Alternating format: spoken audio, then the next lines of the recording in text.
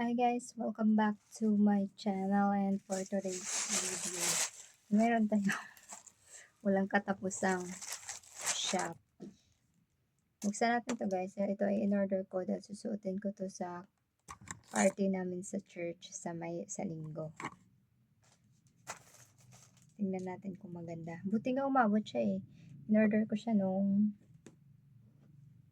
Wednesday. Tapos kahapon, Thursday, Friday. So dumating siya agad. Makakahabol siya sa linggo. Lalaban ko to bukas. Matutuyo pa naman to. Sana maganda. Sige na ako. Ala, parang malaki sa akin to. Anong size in order ko? Medium yun ah.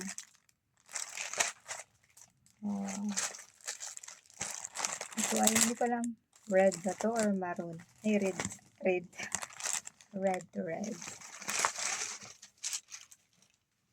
Wala, parang mas malaki. In-order ko siya ng 2 days na na-deliver na siya. Oh, ang nice. So nice, guys. Tingnan niyo. Ang ganda ng tela, tapos makapal siya. And, siya mahaba. And meron siyang tali. Meron siyang tali dito sa harap. Ganyan yun siya.